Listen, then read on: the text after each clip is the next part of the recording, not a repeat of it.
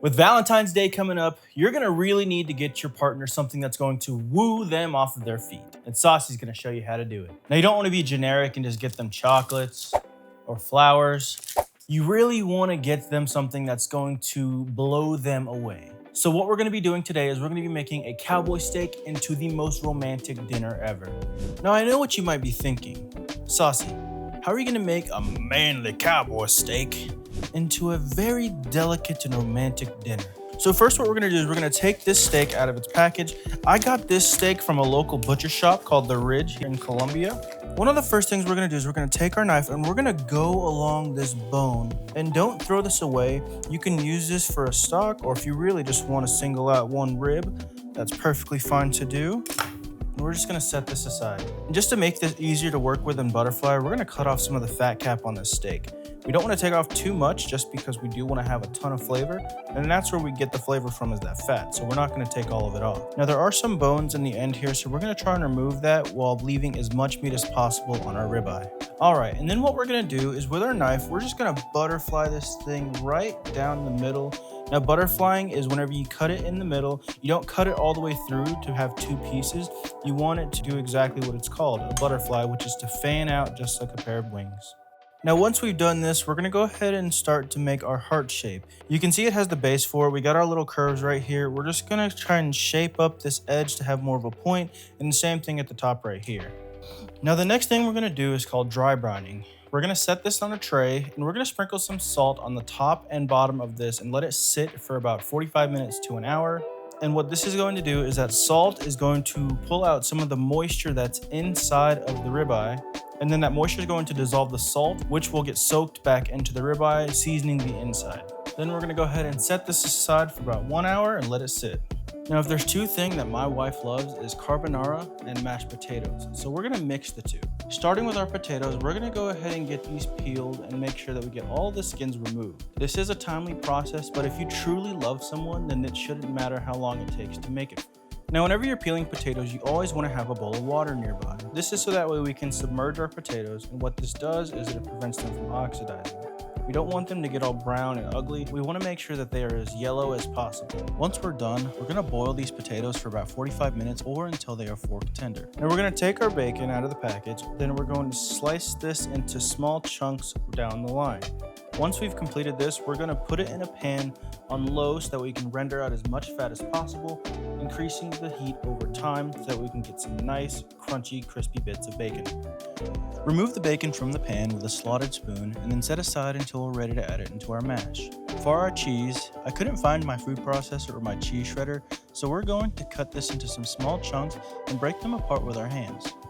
And of course, for carbonara, we're going to need some egg yolks. So we're going to go ahead and have 2 bowls, and we're going to crack an egg into one bowl and carefully remove it and place the yolk into the other. Now, what this does is it makes sure that if anything splits, it's not going to get any egg white into our yolks. Just carefully pull it out, and if you just let it kind of go in between your fingers, that white should just separate just very easily, and we're going to place it into our bowl. Once our yolks are separated, we will set it aside for later use. Now, once our potatoes are done boiling, we're going to go ahead and place these in our mixing bowl.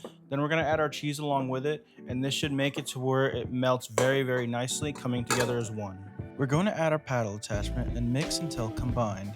Afterwards, we are going to season with some garlic powder and black pepper. And remember, for the exact ingredients, look in the comment section below. Then we will mix our bacon and continue to mix for an additional 2 to 3 minutes. To add even more flavor, we're going to add half a stick of butter. This will help it cool down a bit as well as add some more flavor. Go ahead and add in the eggs and mix. Then we're going to season with just a touch of salt.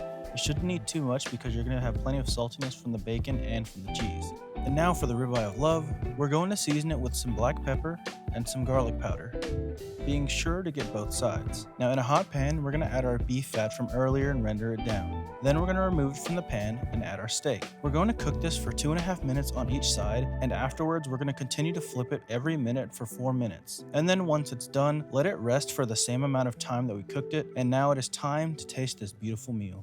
All right, everybody, here I have my beautiful Valentine, my wife of almost 6 years. She is going to be trying with us our steak and our carbonara potatoes. So we're gonna go ahead and start off with our potatoes first, and then we'll wash it down with some steak.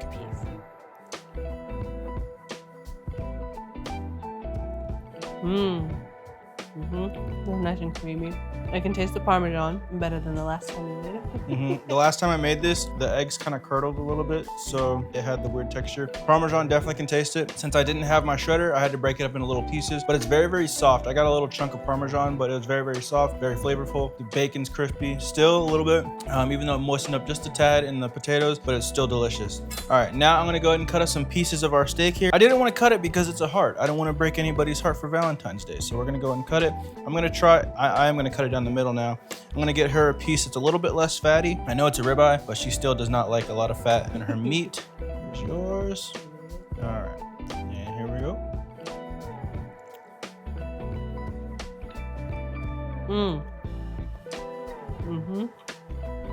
It's seasoned really good, and you cooked it very well.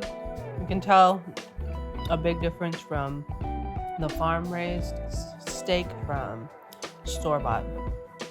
It's really good. Yeah, so we got this from our local butcher. Big difference in quality and flavor. A lot more marbling than you would get from a store. It just tastes a lot different. I can't really explain it, but it's like more like a beefy flavor.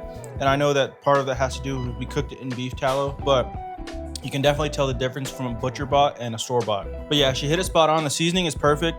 The salt that I put on the outside, it really absorbed into the middle. So you're getting salt on the top, middle, and the bottom of the steak. And the flavors, obviously the black pepper and the garlic.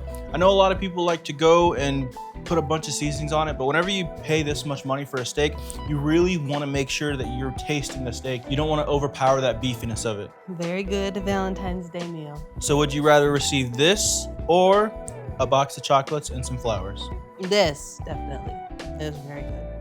There we have it, folks. If you really want to woo your partner this Valentine's Day, go out and buy a steak and cook them a nice meal. I thank you all for watching. Let me know down below how you like to celebrate Valentine's Day with your loved one, and I'll see you in the next one. Stay saucy.